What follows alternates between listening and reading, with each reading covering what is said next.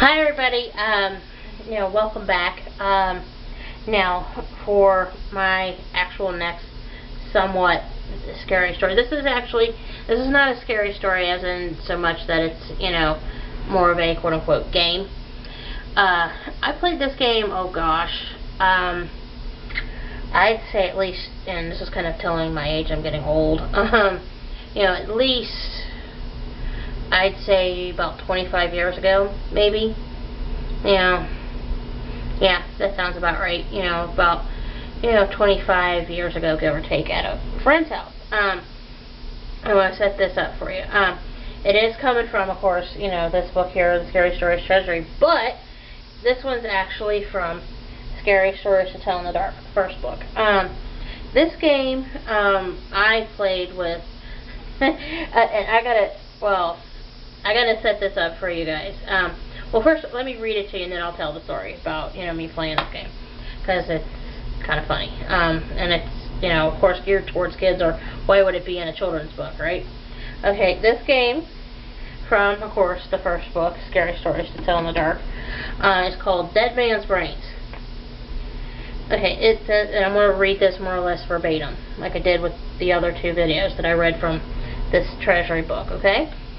This scary story is actually a scary game that people play at Halloween, but it can be played whenever the spirit moves you. The players sit in a circle in a darkened room and listen to a storyteller describe the rotting remains of a corpse. Each part is passed around for them to feel. In one version, a player is out if he or she screams or gasps with fright. In another version, everybody stays in to the end, no matter how scared they get. Here's the story. Once in this town there was a man named Brown. It was years ago on this night that he was murdered out of spite. Here we have his brains. We have here his remains. First, let's feel his brains. It's a wet, squishy tomato. Now here is his eyes, still frozen with surprise. 2 peeled grapes. Here's his nose. A chicken bone. Here's his ear. A dried apricot. And here's his hand, rotting flesh and bone. A cloth or rubber glove filled with mud or ice. But his hair still grows. A handful of corn silk or wet fur or yarn. And his heart still beats, now and then, a piece of raw liver. And his blood still flows. Dip your fingers in it. It is nice and warm. It's a bowl of ketchup thinned with warm water. That's all there is except for these worms. They are the ones that ate the rest of him. A handful of wet cooked spaghetti noodles. We played this game, oh good lord, oddly enough with a church group. I played this, several years ago with a church group. Oh, we had the best time. We went over to this one girl's house.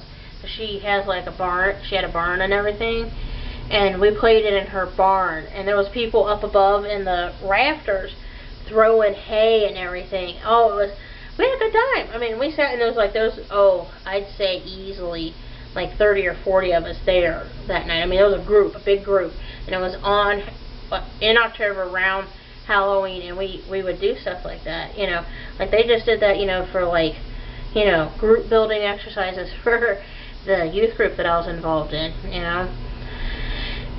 And oh my god, I remember we rode like this old school bus out there and everything. I mean, we just, I'm surprised. I remember riding out there on the bus and everything, and we had the best time. I mean, I don't see much of her very often anymore, but she was a childhood friend of mine. She and I, spent a lot of time together. I mean, we've known each other. This girl and I have known each other since we were in diapers, basically.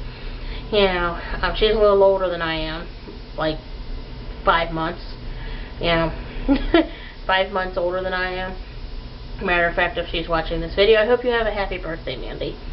But anyway, I want to thank you guys for watching, and I've got some more scary stories to tell, alright?